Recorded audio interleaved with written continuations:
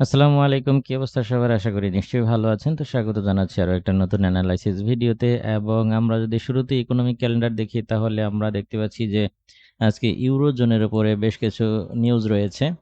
সেই হিসেবে ইউরোএসডি পেয়ারে একটা অস্থিরতা আমরা লক্ষ্য করতে পারি। এখন থেকে ৩ ঘন্টা ৪ মিনিট পরে এই নিউজগুলো রিলিজ হবে এবং একই সাথে আমরা যদি লক্ষ্য করি তাহলে আমরা দেখতে পাচ্ছি জিবিপি রিলেটেডও কিছু নিউজ রয়েছে, অর্থাৎ S&P গ্লোবাল ম্যানুফ্যাকচারিং পিএমআই এর কিছু ডেটা রিলিজ হবে। ঠিক সেম ডেটাগুলো আমরা দেখতে পাচ্ছি আজকে ইউএস ডলারের উপরেও রিলিজ হবে। গ্লোবাল সার্ভিস পিএমআই এর কিছু ডেটা রিলিজ হবে এবং নিচের দিকে হোম সেলসের কিছু নিউজও রিলিজ হবে। এই নিউজগুলো রাত ৮টার দিকে আসবে আরকি। ৭:৪৫ ৭:৩০ এরকম সময় থেকে শুরু হবে। তো সবকিছু মিলিয়ে মোটামুটি একটা ব্যস্ত ইকোনমিক ক্যালেন্ডার আমরা দেখতে পাচ্ছি। সেই হিসেবে হচ্ছে আজকের দিনে মার্কেটটা ফান্ডামেন্টালি মুভমেন্ট করার কিছুটা সম্ভাবনা রয়েছে। আমরা যদি দেখি তাহলে দেখব যে গোল্ডে একটা বেয়ারিশ মোমেন্টাম আমরা দেখতে পাচ্ছি। আর বেয়ারিশ মোমেন্টামটা এইজন্য বললাম কারণ আমরা যদি ডিএক্সওয়াই দিকে তাকাই তাহলে আমরা দেখতে পাবো যে ডিএক্সওয়াই কিন্তু খুব শান্ত এবং স্বাভাবিকভাবেই মুভমেন্ট করতেছে। খুব একটা পরিবর্তন কিন্তু ডিএক্সওয়াই চার্টে আসে নাই। যদি ব্যাপারটা এরকম হতো যে ডিএক্সওয়াই সবকিছু ভেঙে চড়ে একদম বুলিশ মুভমেন্ট দিচ্ছে, প্রচুর পরিমাণে ডলার স্ট্রং হয়েছে, সেই কারণে হচ্ছে গোল্ড ডাউন হচ্ছে, তাহলে ব্যাপারটা ঠিক ছিল। কিন্তু ডিএক্সওয়াই কিন্তু আমরা তেমন কোনো মেজর পরিবর্তন দেখতে পাচ্ছি না। একটা ট্রায়াঙ্গেল প্যাটার্ন তৈরি করে এর ভেতরেই ছোট, ছোট করে মুভমেন্ট করতেছে ডিএক্সওয়াই চার্ট। কিন্তু অন্যদিকে আমরা যদি লক্ষ্য করি তাহলে আমরা দেখতে পাবো যে গোল্ড প্রচণ্ড বেয়ারিশ মোমেন্টামে রয়েছে, বেয়ারিশ চাপের ভেতরে রয়েছে এবং একদিনে গোল্ড ইন্টারডেতে 2% এরও বেশি ডাউন হয়েছে, যা কিনা এই বছরের ভেতরে সর্বোচ্চ একটা ইন্টারডে পতন হিসেবে চিহ্নিত হয়েছে।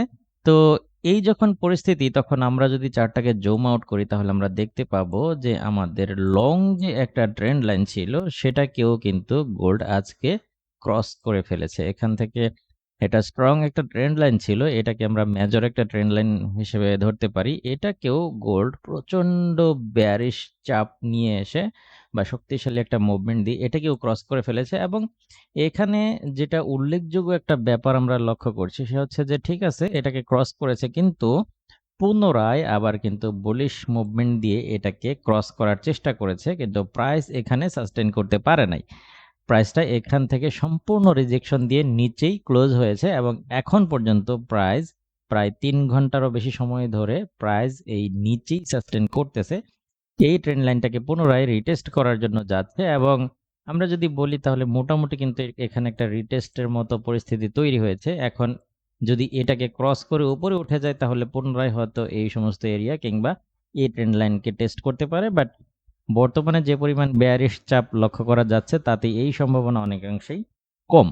এবং এই যে পরিস্থিতিটা তৈরি হয়েছে এটা আমি গতকালকের ভিডিওতেও আলোচনা করেছি যে অধিকাংশ ফেড কর্মকর্তা পাওয়েল থেকে শুরু করে অধিকাংশ ফেড কর্মকর্তা হচ্ছে চলতি বছরে সুদের হার কমানোর পক্ষে তারা মতামত দিচ্ছে না। তারা বলতেছে ইনফ্লেশন এখনো 2% নেমে আসে নাই, বরঞ্চ কিছু কিছু ডেটাতে দেখা যাচ্ছে যে ইনফ্লেশন বাড়তেছে। সো এই বছর তারা সুদের হার কন্টিনিউ করতে যাচ্ছে, অর্থাৎ লম্বা সময় সুদের হার ধরে রাখার একটা প্রবণতা লক্ষ্য করা যাচ্ছে। এবং অন্যদিকে ইসরায়েল যে ইরানের উপরে ড্রোন হামলা করেছে বা অ্যাটাক করেছে, ইরান এটার আপাতত জবাব দিচ্ছে না বা প্রতিশোধমূলক কোনো পদক্ষেপ নেওয়ার মতো কোনো চিন্তাভাবনা বা প্ল্যানিং তাদের নেই। এই সমস্ত নিউজ যখন মিডিয়াতে উঠে আসছে তখন আমরা দেখতে পাচ্ছি যে ভূরাজনৈতিক উত্তেজনা কিছুটা কমার সম্ভাবনা দেখা যাচ্ছে। আবার অন্যদিকে ফেড হচ্ছে ইন্টারেস্ট রেট যেহেতু লম্বা সময় কন্টিনিউ করবে, সবকিছু মিলে এটাকে গোল্ডের উপরে একটা বেয়ারিশ চাপ তৈরি করেছে। তো হচ্ছে এই হচ্ছে ফান্ডামেন্টাল এবং টেকনিক্যাল ওভারভিউটা আপনাদের সাথে শেয়ার করলাম। তো আশা করি আপনারা বুঝতে পেরেছেন যে কেন গোল্ড ডাউন হচ্ছে বা বেয়ারিশ মোমেন্টামটা চলে আসছে গোল্ডের উপরে। তো আমরা এখন যেটা করতে পারি আজকের দিনে ট্রেডিং প্ল্যান হিসেবে সেটা হচ্ছে যে আমরা আজকের দিনেও সেল পজিশনে থাকতে পারি। সেটা হচ্ছে মার্কেটকে যদি এই রেঞ্জে কিংবা এর আশেপাশে এবং কি রাইট নাও মার্কেট যেখানে রয়েছে এখান থেকেও চাইলে সেল নিতে পারেন। তবে এখান থেকে কারা, কারা সেল নিবেন আমি সবসময় যেটা বলে থাকি ইকুইটির উপর ভিত্তি করে। কারণ এখান থেকে একটু রিস্ক আমরা দেখতে পাচ্ছি, কারণ নিচের দিকে এই যে ২২৯৪ থেকে ২২৮৮ তে বাধা পাওয়ার সম্ভাবনা আবারও রয়েছে। যদি এই প্রাইসটাকে মার্কেট ক্রস করে ফেলে তাহলে মার্কেট সোজা নেমে আসার সম্ভাবনা থাকবে ২২৫০ বা $৫২ আশেপাশে। ওকে, ২২৫০-৫২ আশেপাশে মার্কেট নেমে আসার সম্ভাবনা থাকবে যদি ২২৯৪ থেকে ২২৮৮ ক্রস করতে পারে। তাহলে আমরা বেশ কয়েকটা পজিশন থেকে সেলে থাকতে পারি। যদি ২২৯৪ থেকে ৮৮ ক্রস করে অর্থাৎ এই সাপোর্ট জোনটা, তাহলে আমরা এর নিচে থেকে রিটেস্টের সাথে সেলে থাকতে পারি। আবার আমরা বর্তমানে যেখানে রয়েছে এখান থেকেও সেলে থাকতে পারি, অথবা আমরা $২৩২৫ আশেপাশে থেকেও সেলে থাকতে পারি। তো এখান থেকে যদি প্রাইস কিছুটা উপরে ওঠে তাহলে সর্বোচ্চ $২৩২৫ পর্যন্ত উঠতে পারে। সেই হিসেবে আমরা এখানে এই প্রাইসটা থেকে সেলে থাকতে পারি। তো এই জন্য আমরা যদি আমাদের যাদের ইকুইটি বেশি রয়েছে $১,০০০ উপরে, তারা এই প্রাইজের আশেপাশে কিংবা বর্তমানে যেখানে মার্কেট রয়েছে এখান থেকে সেল নিতে পারেন।